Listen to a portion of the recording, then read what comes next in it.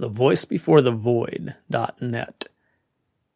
You and the Atom Bomb. By George Orwell, read by The Voice Before the Void. Considering how likely we all are to be blown to pieces by it within the next 5 years, the atomic bomb has not roused so much discussion as might have been expected. The newspapers have published numerous diagrams, not very helpful to the average man, of protons and neutrons doing their stuff, and there has been much reiteration of the useless statement that the bomb ought to be put under international control. But curiously little has been said, at any rate in print, about the question that is of most urgent interest to all of us, namely, how difficult are these things to manufacture?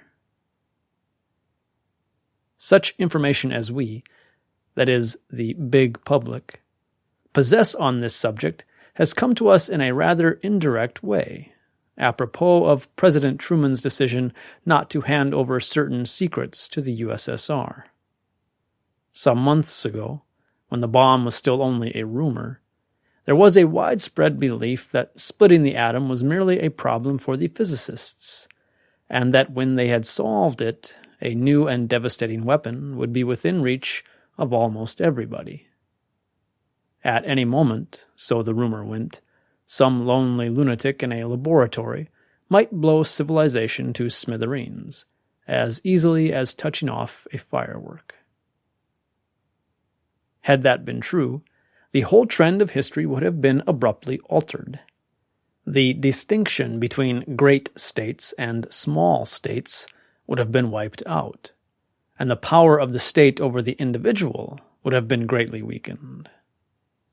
However, it appears from President Truman's remarks, and various comments that have been made on them, that the bomb is fantastically expensive, and that its manufacture demands an enormous industrial effort, such as only 3 or 4 countries in the world are capable of making. This point is of cardinal importance, because it may mean that the discovery of the atomic bomb, so far from reversing history, will simply intensify the trends which have been apparent for a dozen years past. It is a commonplace that the history of civilization is largely the history of weapons. In particular, the connection between the discovery of gunpowder and the overthrow of feudalism by the bourgeoisie has been pointed out over and over again. And though I have no doubt exceptions can be brought forward, I think the following rule would be found generally true: that ages in which the dominant weapon is expensive or difficult to make will tend to be ages of despotism, whereas when the dominant weapon is cheap and simple, the common people have a chance. Thus, for example, tanks, battleships, and bombing planes are inherently tyrannical weapons, while rifles, muskets, longbows, and hand grenades are inherently democratic weapons. A complex weapon makes the strong stronger, while a simple weapon, so long as there is no answer to it, gives claws to the weak. The great age of democracy and of national self-determination was the age of the musket and the rifle. After the invention of the flintlock, and before the invention of the percussion cap, the musket was a fairly efficient weapon, and at the same time so simple that it could be produced almost anywhere. Its combination of qualities made possible the success of the American and French revolutions, and made a popular insurrection a more serious business than it could be in our own day. After the musket came the breech-loading rifle. This was a comparatively complex thing, but it could still be produced in scores of countries, and it was cheap, easily smuggled, and economical of ammunition. even the most backward nation could always get hold of rifles from one source or another, so that Boers, Bulgars, Abyssinians, Moroccans, even Tibetans could put up a fight for their independence, sometimes with success. But thereafter, every development in military technique has favored the state as against the individual, and the industrialized country as against the backward one. There are fewer and fewer foci of power. Already, in 1939, there were only 5 states capable of waging war on the grand scale, and now there are only 3. Ultimately, perhaps, only 2. This trend has been obvious for years, and was pointed out by a few observers even before 1914. The one thing that might reverse it is the discovery of a weapon, or to put it more broadly, of a method of fighting, not dependent on huge concentrations of industrial plant. From various symptoms, one can infer that the Russians do not yet possess the secret of making the atomic bomb. On the other hand, the consensus of opinion seems to be that they will possess it within a few years. So we have before us the prospect of 2 or 3 monstrous superstates, each possessed of a weapon by which millions of people can be wiped out in a few seconds, dividing the world between them.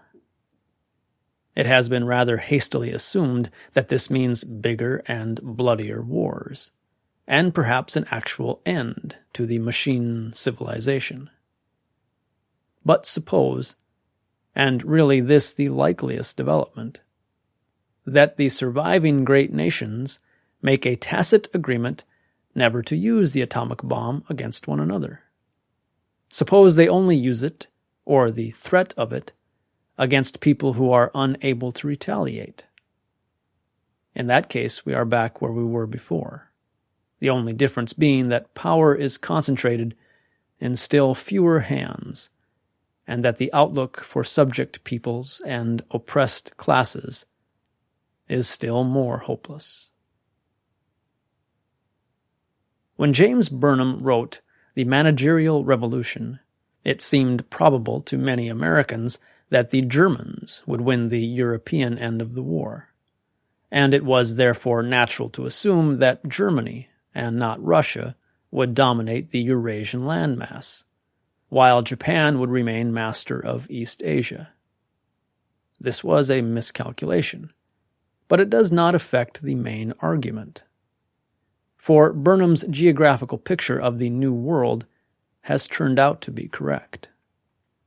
More and more obviously, the surface of the earth is being parceled off into 3 great empires, each self-contained and cut off from contact with the outer world, and each ruled, under one disguise or another, by a self-elected oligarchy.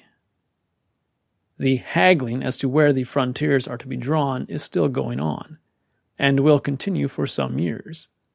And the third of the 3 superstates, East Asia, dominated by China, is still potential rather than actual. But the general drift is unmistakable, and every scientific discovery of recent years has accelerated it. We were once told that the aeroplane had abolished frontiers. Actually, it is only since the aeroplane became a serious weapon that frontiers have become definitely impassable. The radio was once expected to promote international understanding and cooperation. It has turned out to be a means of insulating one nation from another. The atomic bomb may complete the process by robbing the exploited classes and peoples of all power to revolt, and at the same time putting the possessors of the bomb on a basis of military equality. Unable to conquer one another, they are likely to continue ruling the world between them, and it is difficult to see how the balance can be upset except by slow and unpredictable demographic changes. For 40 or 50 years past, Mr. H.G. Wells and others have been warning us that man is in danger of destroying himself with his own weapons, leaving the ants or some other gregarious species to take over. Anyone who has seen the ruined cities of Germany will find this notion at least thinkable. Nevertheless, looking at the world as a whole, the drift for many decades has been not towards anarchy, but towards the reimposition of slavery. We may be heading not for general breakdown, but for an epoch as horribly stable as the slave empires of antiquity. James Burnham's theory has been much discussed, but few people have yet considered its ideological implications. That is, the kind of worldview, the kind of beliefs, and the social structure that would probably prevail in a state which was at once inconquerable and in a permanent state of Cold War with its neighbors.